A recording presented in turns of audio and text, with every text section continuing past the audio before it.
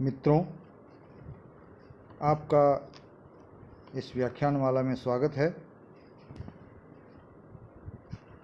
यह व्याख्यान बीए भाग द्वितीय के लिए किया जा रहा है।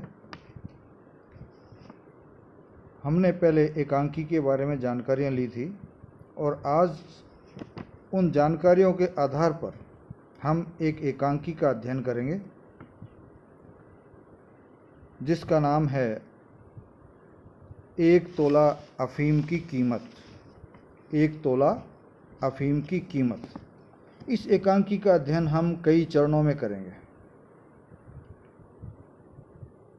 तो इन चरणों के अंतर्गत प्रथमतः हम लेखक का परिचय लेंगे, उसके व्यक्तित्व एवं कृतित्व को जानेंगे और तत्पश्चात एकांकी का संक्षिप्त अध्ययन करेंगे और ये भी जानेंगे कि उस एकांकी में पात्र कौन हैं, किस पात्र की क्या विशेषताएं हैं, एकांकी के तत्वों पर वो एकांकी कहाँ तक खरी उतरती है।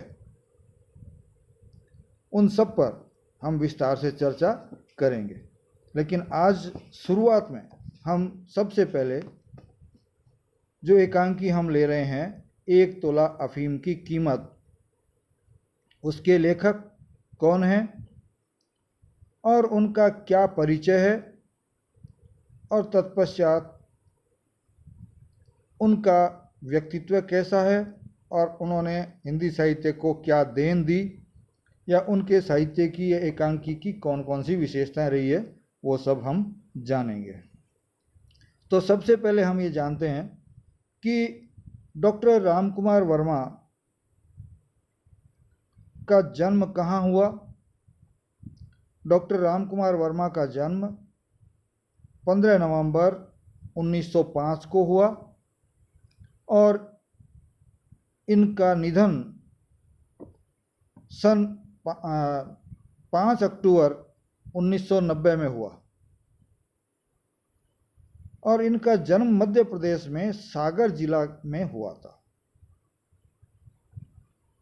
इनके पिता का नाम लक्ष्मी प्रसाद वर्मा और माता का नाम श्रीमती राजरानी था।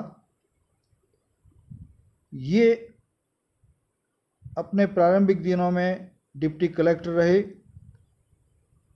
इनके पिताजी और बाद में प्रमोशन पा करके ये असिस्टेंट कमिश्नर भी बन गए थे।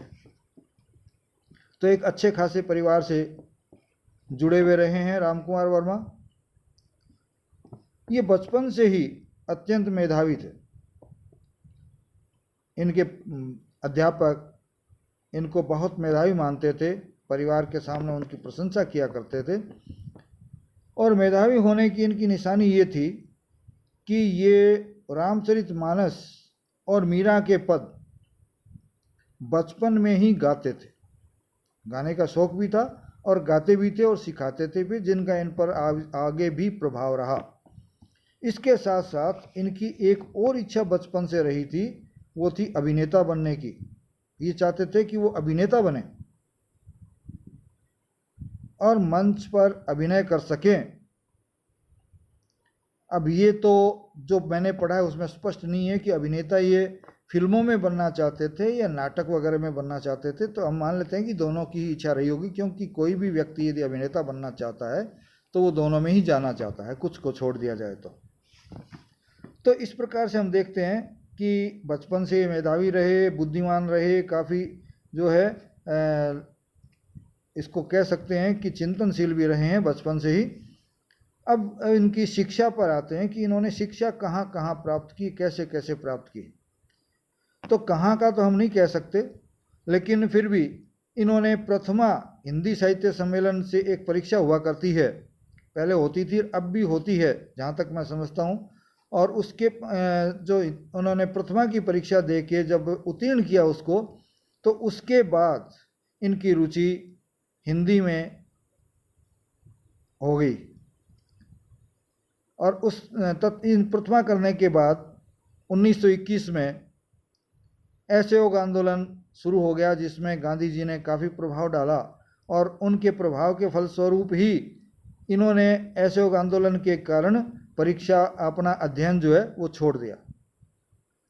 और उस दौरान ये पीठ पर खादी लाद लाद कर बेचा करते थे। लोगों में खादी के बहाने उस समय जागरूकता की जाती थी। और इसके अलावा प्रभात फेरियां जो उस समय हुआ करती थी लोगों की जागृति के लिए, उनमें भी इन्होंने भाग लिया। और इसके साथ साथ यदि आवश्यकता कहीं पड़ती थी तो ओजस्वी भाषण भी इन्होंने अलग अलग जगहों पर दिए, ताकि लोगों में स्वतंत्रता के प्रति एक जागरूकता उत्पन्न हो जाए। 1923 में इन्होंने हाई स्कूल उत्तीर्ण की और 1925 में इन्होंने इंटर की परीक्षा उत्तीर्ण की। इंटर आजकल तो नहीं होता है, लेकिन उस ज़माने में इंटर हुआ करता था, जो 11वीं के बाद हुआ करता था। और इसके बाद इन्होंने महाविद्यालय में प्रवेश लिया। और महाविद्यालय में क्या, इन्होंने प्रयाग विश्वविद्यालय में जाकर के प्रवेश लिया और वहीं से बीए और एमए की परीक्षाएं जो है उत्तीर्ण की, जिसमें से एमए में इन्होंने अपने विश्वविद्यालय में, जिसे कि हम प्रयाग विश्वविद्यालय के नाम से जानते हैं, तो इन्होंने प्रयाग विश्वविद्यालय में प्रथम स्थान प्राप्त किया। तो आप देख लीजिए, इससे पता लगता है कि ये कितने बुद्धिमान थे। इसके साथ इन्होंने अपनी पढ़ाई का सिलसिला यहीं पर नहीं रोका, बल्कि पीएचडी भी की। और पीएचडी भी इन्होंने विषय बड़ा अच्छा लिया, जो आगे जाकर के हम लोगों को काफ़ी उपयोगी सिद्ध होता है। खाली साहित्य रचना ही नहीं, बल्कि साहित्य रचना कब हुई, कैसे हुई, इस बारे में जानने की जो एक विधा होती है, इतिहास, और वो भी हिंदी साहित्य का इतिहास, उस पर इन्होंने पीएचडी की।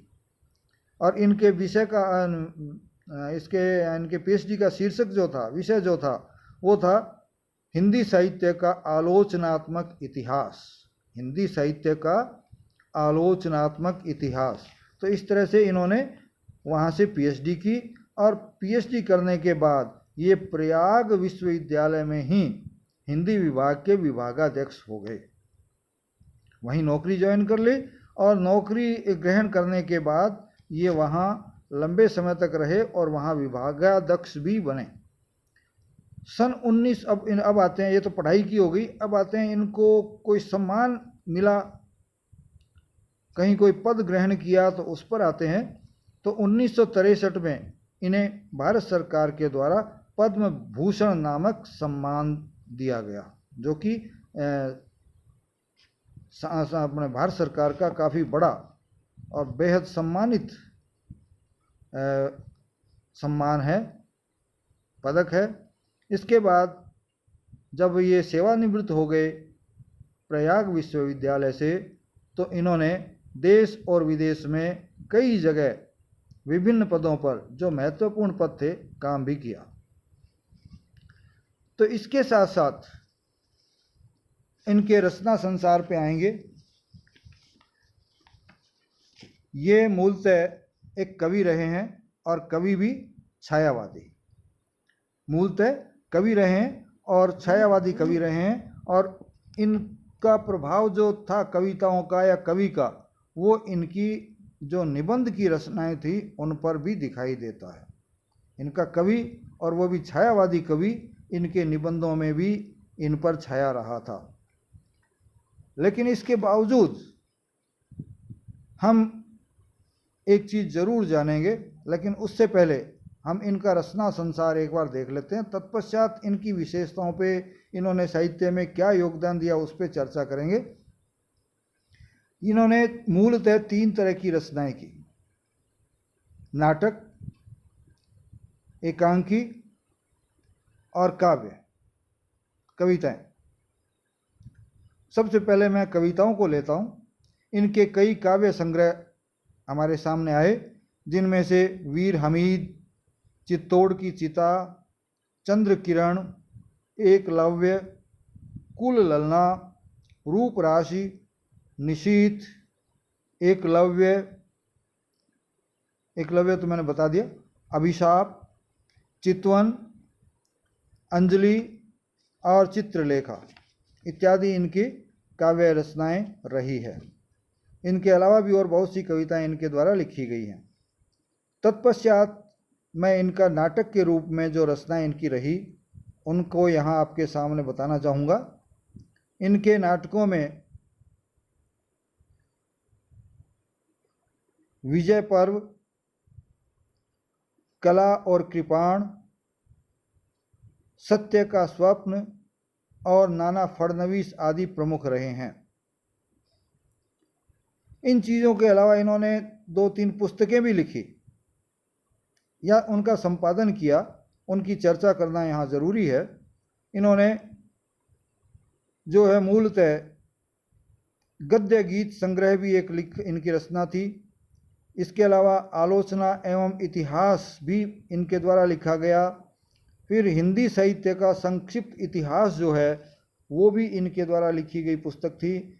साथ ही साथ इन्होंने कबीर ग्रंथावली का संपादन का कार्य भी किया।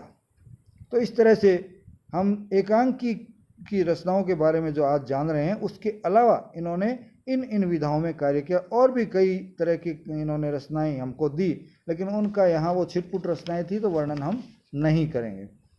अब आते हैं एकांकी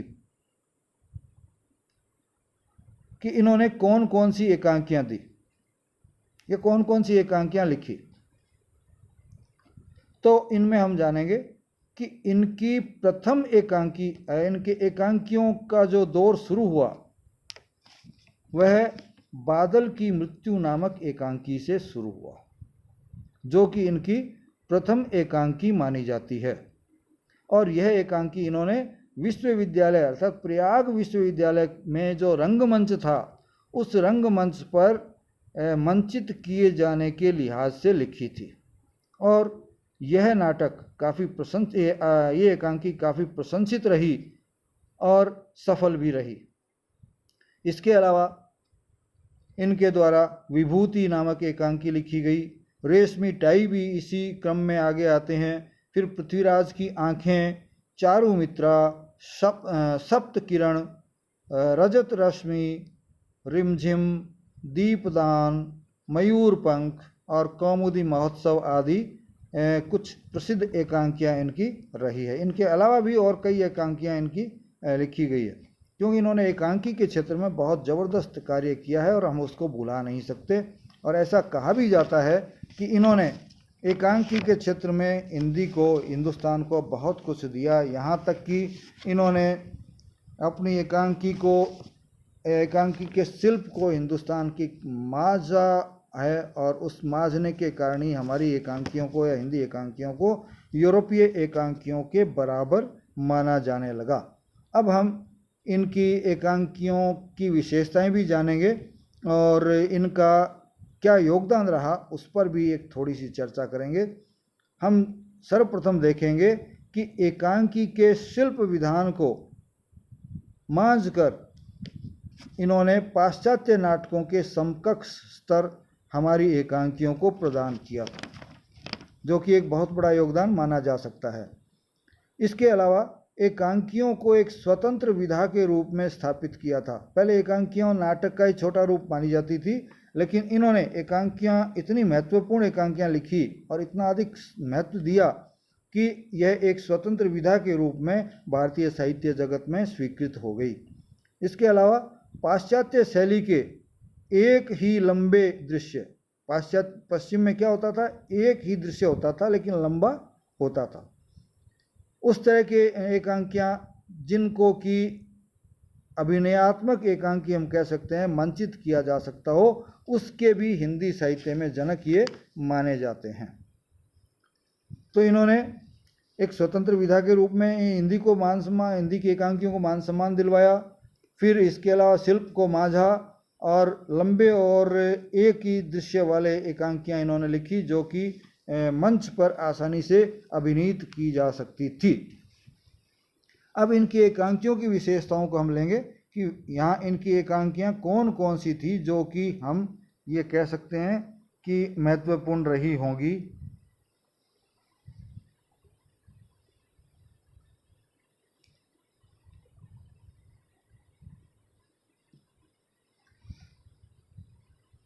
इनकी एकांकियों में जहाँ तक हम पढ़ते हैं, देखते हैं। विशेष रूप से ऐतिहासिक और सामाजिक एकांकियाँ इन्होंने लिखी और उसमें भारतीय सांस्कृतिक आदर्शों का प्रतिनिधित्व किया। इनकी एकांकियाँ भारतीय सांस्कृतिक आदर्श का प्रतिबिंब लेकर के चलती है, अर्थात उनसे प्रभावित है और उनको ही आगे ले जाती है, और ख़ास तौर पे ऐतिहासिक और सामाजिक एकांकियाँ। अन्य प्रकार की एकांकियाँ हम नहीं कह सकते कि इन चीज़ों को लेकर के चलती होंगी। हालांकि जो कवि रहा हो लेखक, और साथ साथ में छायावादियों से भी जो प्रभावित रहा हो या खुद छायावादी ही रहा हो, उनकी एकांकियों में इस तरह की बातें आना एक सामान्य बात हो जाती है। दूसरी विशेषता जो इनकी एकांकियों के अंतर्गत हम ले सकते हैं वो है नैतिक मूल्यों के प्रति आस्था। इनकी एकांकियों में नैतिकता का पूरा समर्थन किया जाता था और उसके प्रति पूरा विश्वास इनकी एकांकियों में दिखाई देता है, जिससे कि हम कह सकते हैं कि इनके एकांकियों में नैतिक मूल्यों के प्रति आस्था झलकती है। तो जहाँ नैतिकता रहेगी वहाँ अगली विशेषता आएगी कि आदर्शवादी स्वर। इनकी एकांकियों में आदर्श का स्वर हमेशा गूंजता हुआ मिलेगा। आदर्श की तरफ, आदर्श की स्थापना की कोशिश इनकी एकांकियों में हमें हमेशा दिखाई देती है। इसके अलावा जहाँ तक पात्रों का सवाल है, जब एकांकी की बात होती है तो पात्र के बिना एकांकी की चर्चा पूरी नहीं हो सकती। तो एकांकी में जो पात्र होते थे उनका मानसिक अंतर्द्वंद, एकांकी के पात्रों का मानसिक अंतर्द्वंद इनकी एकांकियों की एक विशिष्ट शैली रही है। अर्थात पात्रों में इनके मन के भीतर, मस्तिष्क के भीतर द्वंद्व चलता रहता है, विचारों का, भावों का, और वो इन एकांकियों में स्पष्ट होता है। इसके अलावा इनकी एकांकियों में काव्यात्मक अलंकृत शैली का प्रयोग किया गया। इनकी जो एकांकियाँ रही है उसमें काव्यात्मकता भी रही, जो कि इनके कवि होने का प्रभाव रहा है, और अलंकारों का प्रयोग भी उसी का प्रभाव हम कह सकते हैं। तो इनकी जो शैली रही है वो काव्यात्मक अलंकृत शैली ही रही है इनकी एकांकियों में। तो रागात्मकता इनकी एकांकियों में हमको दिखाई देती है, संगीत वाली रागात्मकता। अब इनकी एकांकियों को इस दृष्टि से हम देखें तो दो वर्गों में बांटा जा सकता है। एक तो वो एकांकियां जो मध्यम वर्गीय दंपति जो कि पढ़े लिखे थे उनके बीच प्रेम संबंधी समस्याएं जो आई उन पर आधारित रही थी या उनसे जुड़ी हुई रही थी या उनको स्पष्ट किया था जिन एकांकियों में। और दूसरी ऐतिहासिक एकांकियां। तो ऐतिहासिक एकांकियां भी इनकी रही है। तो दो तरह की एकांकियां हमारे सामने आती है। हाँ, यहाँ हम कह सकते हैं कि इनकी एकांकियां यदि हम देखें कि एकांकियों के भेद कौन कौन से हैं तो इसमें हम ये ले सकते हैं। प्रथम तरह की जो एकांकियां थी उन एकांकियों में जो नारी का चरित्रण किया जा रहा था उसमें जो आधुनिकता से प्रभावित नारियां थी वो आधुनिकता की तरफ जाने की कोशिश कर रही थी, अपनी अस्मिता को बना के रखना चाह रही थी आधुनिक परिवेश के अनुसार, पश्चिमी परिवेश के अनुसार, लेकिन उसके बावजूद इनके नारी पात्र अपनी पुरानी संस्कृति को नहीं छोड़ पा रहे। वो अपनी संस्कृति से पीछा नहीं छुड़ा पाए या अपनी संस्कृति को नहीं भुला पाए। तो ये प्रभाव था इनकी मध्यम वर्गीय एकांकियों में। फिर दूसरी जो चीज़ आती है ऐतिहासिक एकांकियाँ। तो ऐतिहासिक एकांकियों की विशेषता थोड़ी अलग हटके थी। उसमें जो मानवीय गुण होते हैं उन गुणों की भरमार मिलती है, जैसे त्याग है, उदारता है, क्षमाशीलता है, बलिदान है, सेवा इत्यादि जो है, ये जो आदर्श थे इन आदर्शों को इनकी ऐतिहासिक एकांकियाँ अपने में समाहित किए हुए है। हम कह सकते हैं कि जितने भी तरह के आदर्श थे उनमें से अधिकांश आदर्श इनकी एकांकियों में हमको मिल जाते हैं। फिर ये सब किसके कारण हुआ वो भी हम इनकी विशेषताओं के अंतर्गत ले सकते हैं। ये सारी बातें जहाँ तक मैं समझता हूँ गांधी जी के प्रभाव के कारण उत्पन्न हुई थी। एक तो छायावादी कवि और दूसरा गांधी जी का प्रभाव। इसके अलावा एक और विशेषता इन एकांकियों की थी, हमने देखा कि त्याग थी, उदारता थी, बलिदान था, लेकिन इसको छोड़ करके एक कमी सी लगती है, वो विशेषता भी कह सकते हैं और कमी भी कह सकते हैं। वो थी कि इतना कुछ होते हुए भी इनकी एकांकियों में राष्ट्रीय संदर्भों का अभाव दिखाई देता है। इतनी बातें होते हुए भी राष्ट्रीयता इनकी एकांकियों में दिखाई नहीं देती है कि ये उनका समर्थन करते हुए दिखें या उनके प्रति प्रेरित करते हुए दिखें कि भाई लोग प्रेरित हों, ऐसा कुछ भी दिखाई नहीं देता। अब आते हैं इनकी भाषा पर। इनकी भाषा अलंकारिक और एक सूक्तिपरक होने के कारण और इसके साथ साथ पात्रानुकूल भाषा होने के कारण हम कह सकते हैं कि इनकी एकांकियों में यह विशेषता होने से ये काफ़ी लोकप्रिय हुई। भाषा कैसी थी इनकी?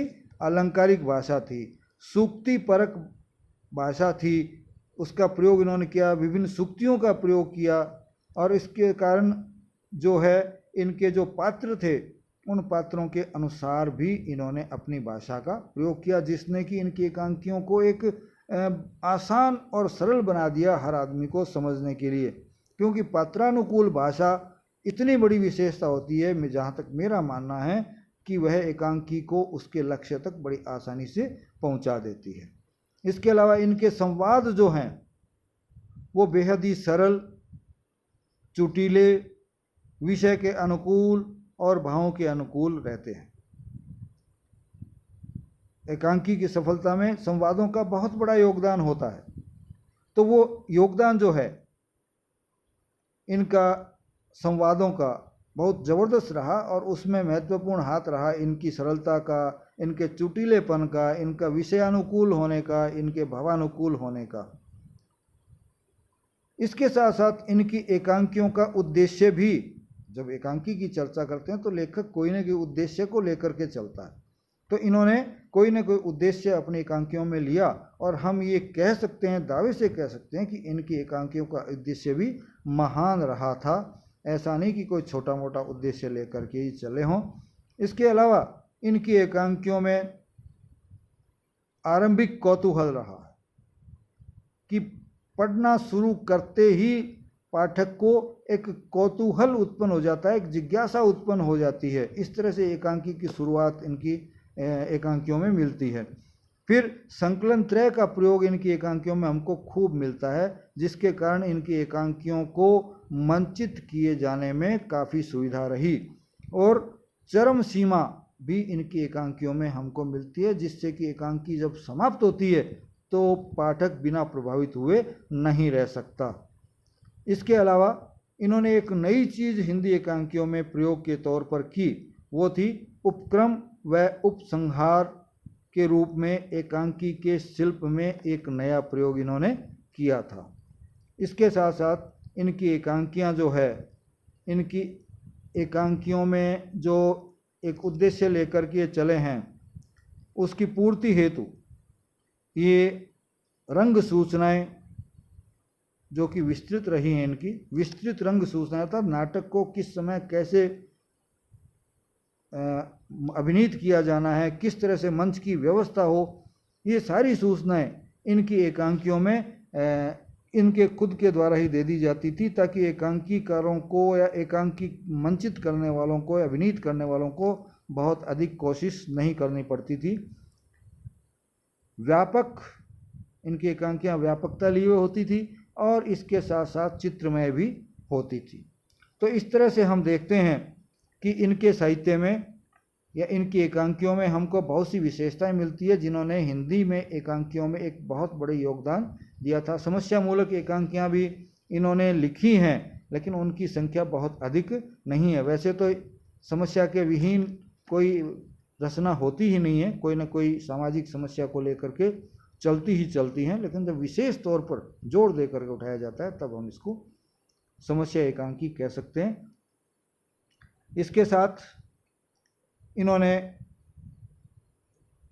अपनी एकांकियों में नए प्रयोगों को करके हिंदी में एकांकियों को एक नया स्वरूप प्रदान किया।